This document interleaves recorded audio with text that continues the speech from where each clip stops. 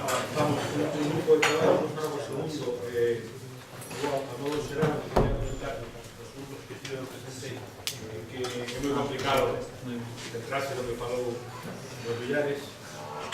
Entón a xente foise moito para adiante. O que paga a Romaría, que son historiadores, queren ir para atrás. Entón aquí hai que templar gaitas.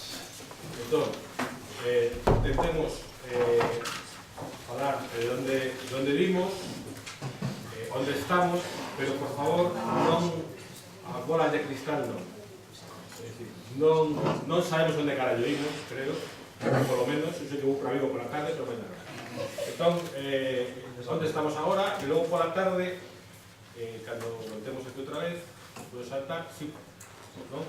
Se podría decir a xente que pensa onde vimos.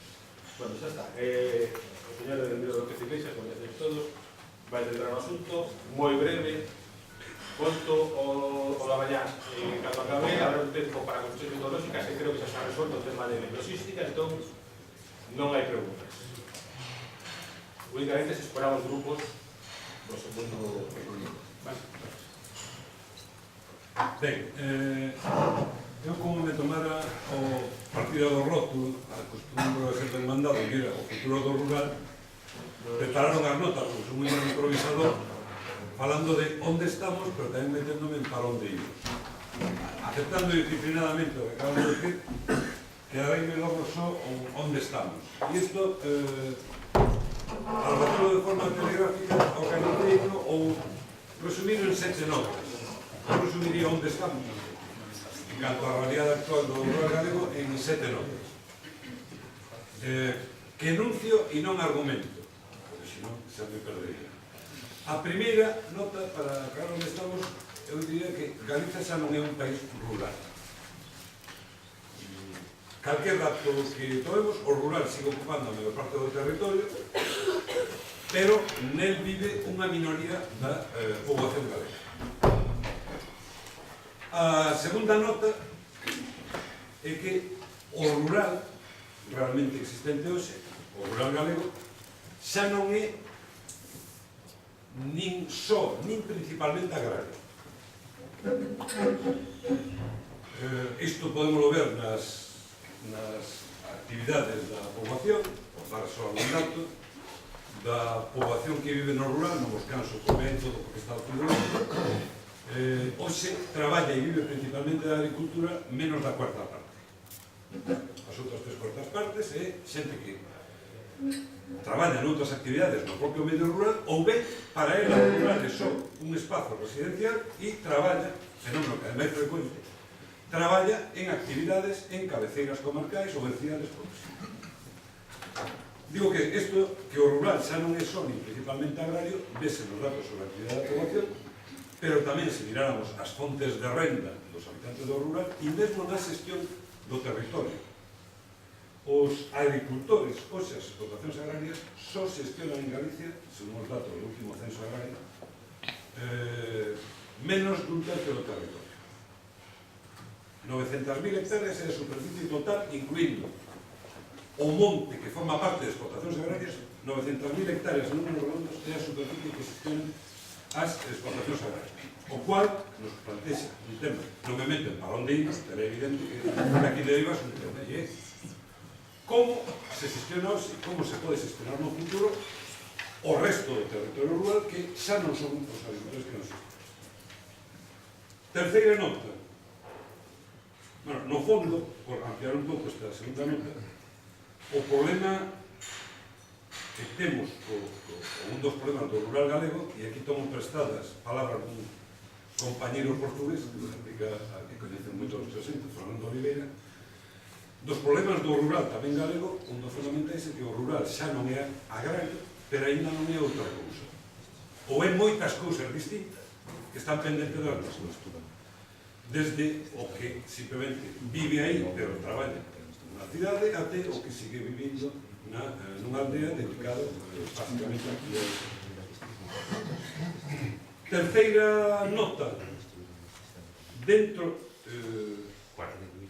o presente e tamén o futuro, pero logo o presente do rural galego, está moi condicionado polas enormes debilidades do complexo alimentario, non só a produción agraria, senón o conxunto da cadea alimentaria.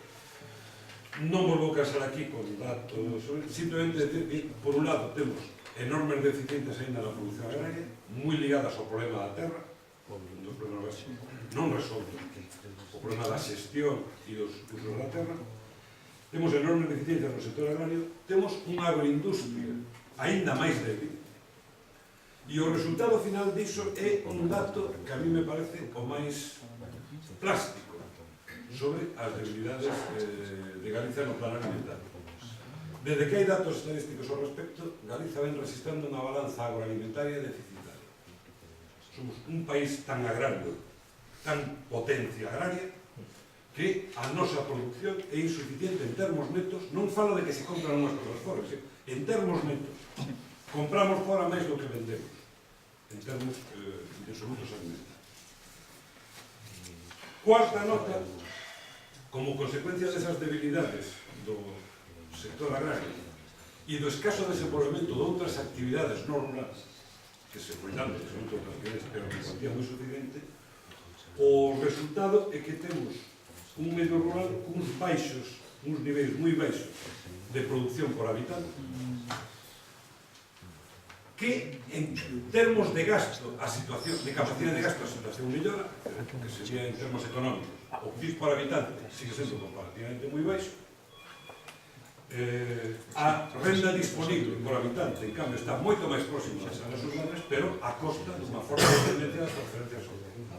Portanto, temos un medio rural neste momento de capacidade de gasto non está tan mal, pero gran parte desa capacidade de gasto non procede da capacidade productiva no rural, son das transferencias sociales.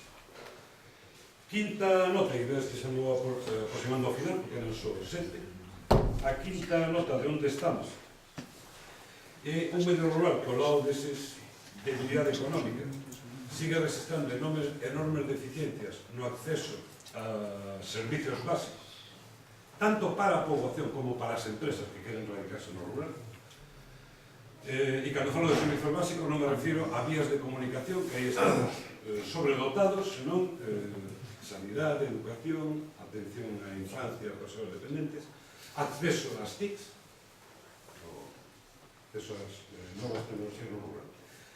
Eses problemas no acceso aos servicios, ao meu entender, están moi ligados, e aquí algo que pode resultar provocadora, eses problemas están ligados a unha estructura do hábitat que é absolutamente insostible. Eu creo que unha estructura con 30.000 entidades de poboación a medio e longo prazo non falo do que a mí me gustaría. Creo que vendo, realmente, é insostible. E nesse sentido eu abogo por deixar de lamentarse cada vez que queda unha aldea abandonada, como se fora un drama. Esa é unha estructura do hábitat para unha actividade económica ligada á agricultura. Cuando eso muda, eso non hai que aceptar, non como un drama, que parte dos núcleos das aldeas van quedar só con ocupación de fin de semana, con ocupación estacional e moitos abandonados. E en cambio as enerxías deberían ponerse máis en reforzar as cabeceiras comarcais como sostén que debería garantir que a medio e longo prazo seguimos tendo ocupado e habitado o noso rural. Porque hoxe é moi difícil asegurar o acceso a servicios básicos e ao propio tecido social en cada unha das aldeas.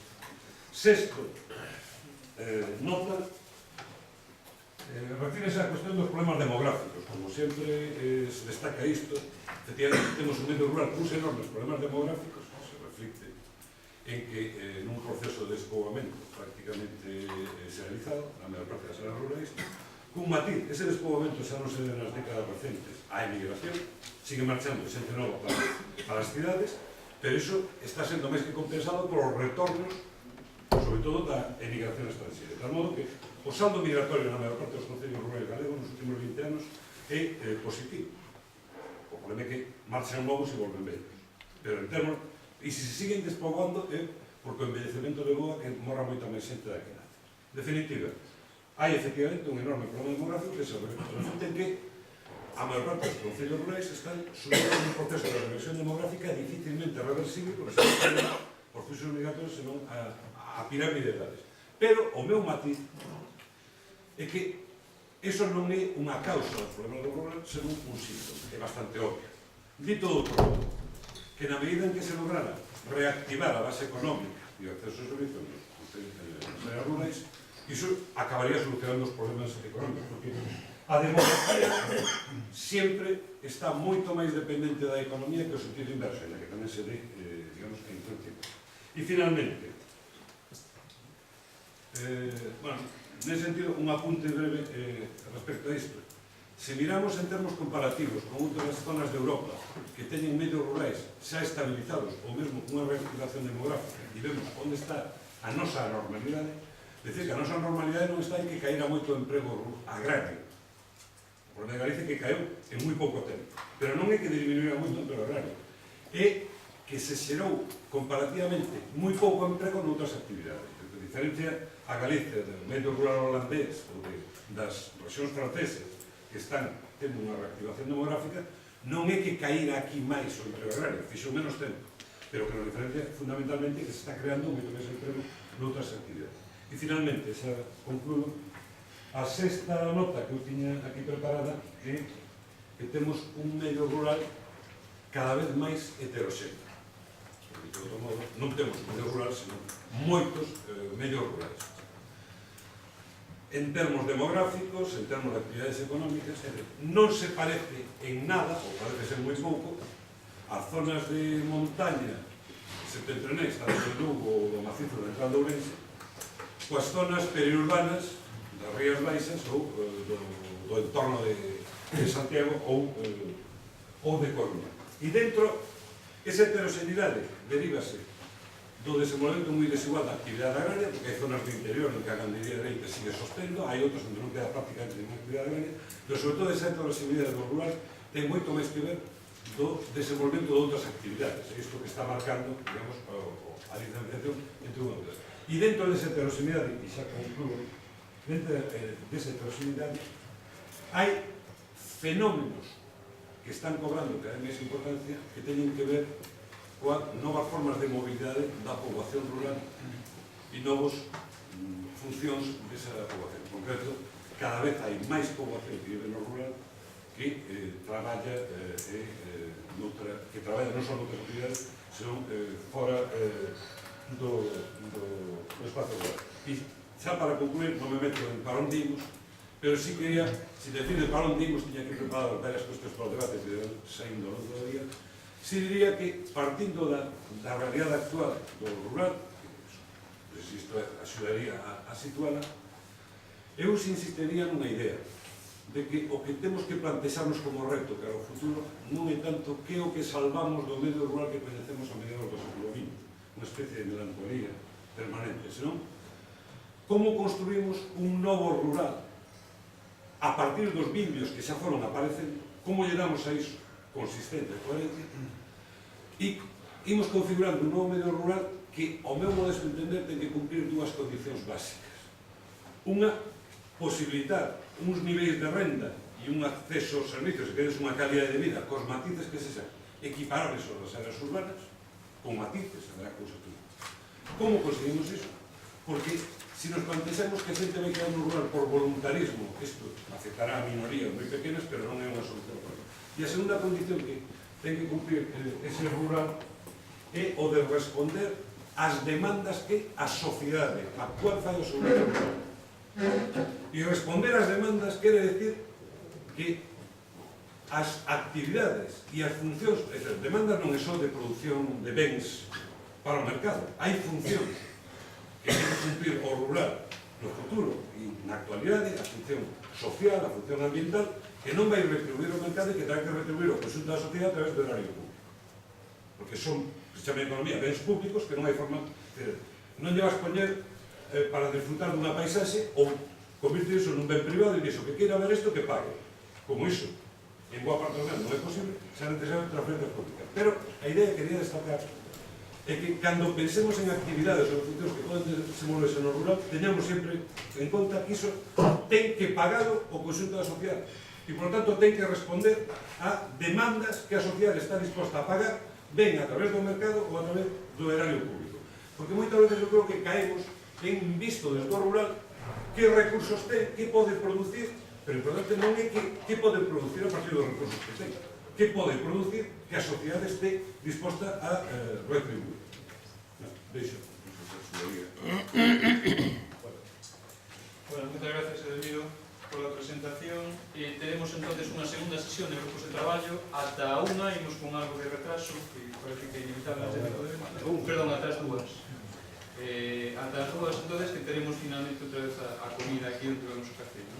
Entón, por comenzar coa distribución de grupos, na aula de enxeñeiros, donde está Lourenzo, estarían Ramón Villares, José Ramón Vidal, Felipe Criado, Antonio Losada e Pedro Tobín. Distribución de aulas. Na aula onde está Xavier Simón, con él estarán Xan Neira, David Soto, Mar Pérez, Xosé Luis Barreiro e Xan Facal. Na mesma aula con Carreira estarán Javier López, Elvira López, Felipe Macías, Xerardo Pereiro e Javier Guitián. E na biblioteca, con Rafa Crecente, estarían Edelmiro, Manuel Guitián, Francisco Díaz Fierros, Ana Cabana, Manuel Gallego, y con Alfredo Macías, Ramón Fuentes, Ana Isabel García, Daniel Anero y Paula Ballesteros. No sé si me dirigí a alguien. Sí.